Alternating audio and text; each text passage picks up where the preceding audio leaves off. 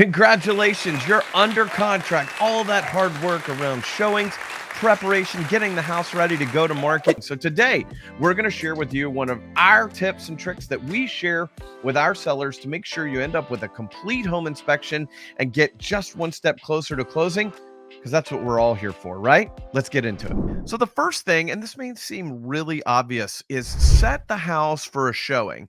And you want to set it up, you want to have it lit. Somebody wants to get lit up.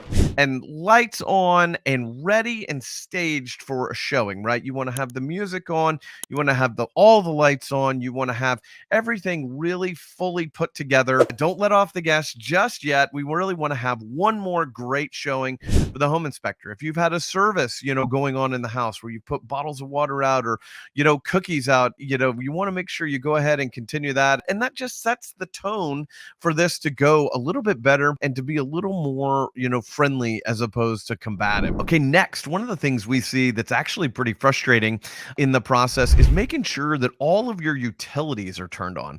So, you may have some seasonality where you turn off the gas or you cut it all off, in the spring and summer, and you don't have any of your pilot lights lit. Well, first of all, make sure all of your utilities are on. If you're not living in the house, we see people often cut off the water and go ahead and drain everything out of the house. So you just want to make sure you have all the utilities on and all of the systems in the house are up and running and fresh. If it's been empty for a while, you may want to have the cleaners come through and just have a fresh clean on it right beforehand for a lot of different reasons. If you don't, let me give you an example of what happens. But actually, you go through this process and they say, the pilot light isn't on. So what happens is the home inspectors commonly don't like those for all kinds of reasons. What they're going to say is, and they're going to extend your process in the inspection. They're going to say, hey, it wasn't working, it's not functional, and have it inspected by a qualified professional. So not only could this cost you time, it's going to cost you dollars, because you may end up getting that back from a buyer who's not from the market, who doesn't know anyone, who wants you to go out and hire a fireplace professional to come out, light the pilot light, and tell them that it's in good order. So that's something that we really encourage you to go ahead and be proactive about. Make sure the utilities are on and that everything is up in good working order, because it can really delay and cost you money if you're not set up and ready for the inspection. Next, you want to make sure, if you're still living in the house, that you're prepared for someone to come and be in your house alone. So again, you want to make sure you think about security. You want to think about not only your security, right? Don't leave out cash or keys or small valuables or, anything like that, any other private or financial documents you don't want to have out. And you know what? One that we see really commonly, more than you would think, is your pets. And I promise you, going in and out of a lot of houses, your pets behave differently when you're not there. So make sure you secure them, take them with you, or have them, in a secure location in your house that doesn't block the home inspector from doing things. We see that often. We see people pin up, animals in the laundry room, but the laundry room has the electrical box in it.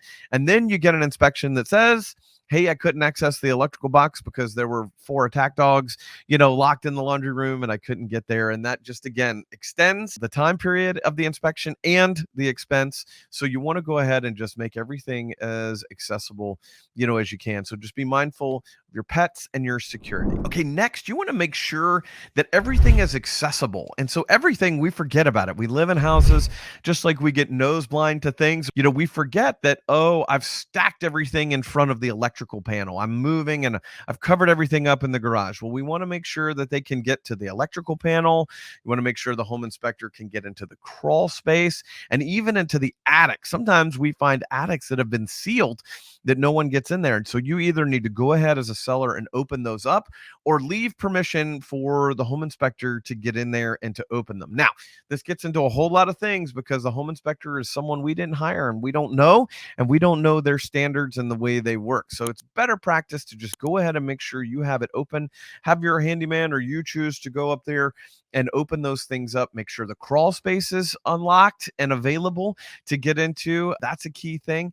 And then you just never know. You just want to make sure all of the systems are available to be inspected and checked out. Make sure there's access to the roof, anything like that. If you've got a mechanical closet, you want to make sure you have access to those mechanical closets. So just make sure the garage, and even detached garages. We've had inspections and inspection periods where they forgot that they had a detached garage or a shop or a barn or something, or a guest house and it was locked and it wasn't on the same key. And so we had to go back and it just extended the inspection period and ultimately extended, the time that we had to. And you just don't want that to happen. You want to be as prepared as you can. Keep that good energy and excitement going about making your house their new home. And you just want to stay in that space. And that's one of the things you can do to prepare. Now, this one may be a really simple one, but you want to make sure that you go ahead and leave the house in a welcoming way, right?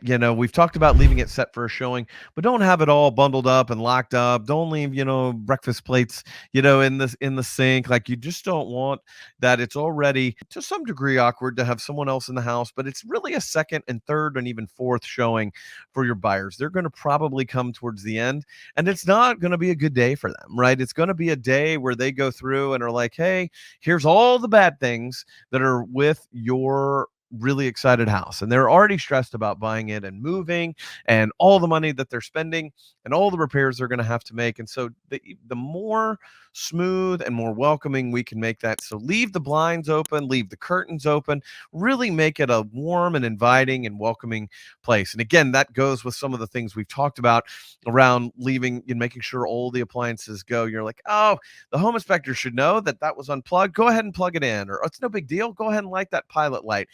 Well, those things are big deals because the home inspectors do run into both sides of that. Like, why would you light it? Clearly the pilot light was out for a reason. Or why wouldn't you plug it in? It was unplugged for a reason. You get both sides of the coin. And so more commonly, we think about it one way as sellers and they think about it as a different way as a buyer. And so, you just want to make sure everything's plugged in that works, everything's set up, everything's ready, bright and light for them to come in, because, they're going to find out some things, right? And that's pretty commonly almost nothing that we have found in 22 years of doing this is unfixable. However, it's still stuff that we have to work through and go there. So we want to make sure that we're set up for a showing, windows open, and just really ready. All the mechanicals are set up for the home inspection because, like you say, it can just really extend and expend more in this process. So another great tip is to make sure any appliance you have is plugged in. Now, this is pretty interesting.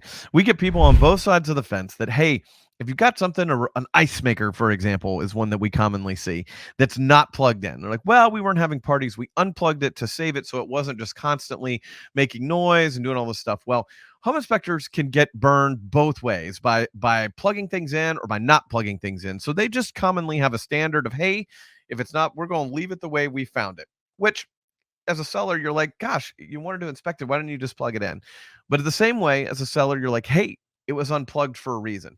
So if it works and if it's in good working order, make sure everything is plugged in and set up to be inspected and checked as far as a system, in the house. You want to make sure that they're prepared for that. Because again, if they don't, they're just going to say, hey, it wasn't functioning when I saw it. Have a qualified professional come in. And again, that extends your inspection, extends your expense potentially. And so just go ahead and plug things in and have it in good working order in case. We talked about that with the fireplace, but another great tip just to make sure you get through the inspection as smoothly as possible. Well, I sure hope you've enjoyed some of these tips that we've shared for sellers and getting ready for the home inspection. And we love bringing things like this that we share with our clients here in Nashville. We love that we get these questions. Let me know in the comments below which one was your favorite. Which one have you not heard anywhere else? We'd love to hear from you, but we would really, really appreciate your help introducing us to our next client here in Middle Tennessee and in Nashville. That's how we survive and how we can continue to do and create great videos like this. So please help us subscribe and share this with someone that you know that needs to buy or sell in Middle Tennessee in the next 12 months. And if you don't, and you need a referral into a different market that we don't serve, we'd love to introduce you to one of our friends in our agent network across the country. But we're here for this. We're here to help you. We're here to continue to add great value. Drop us a comment below, and that really helps. But really making the introductions to our next client and our next person that we can help here in the market really helps us grow and sustain our business. So thanks for doing that. We've really enjoyed having you here and in sharing this great video. And one of the things that we do in process for sellers, specifically when they're selling their home. We're glad you're here. Until we connect again, my name is Alex, and I'm your friend in real estate in Nashville. And until we connect again, keep on keeping on. We'll see you soon.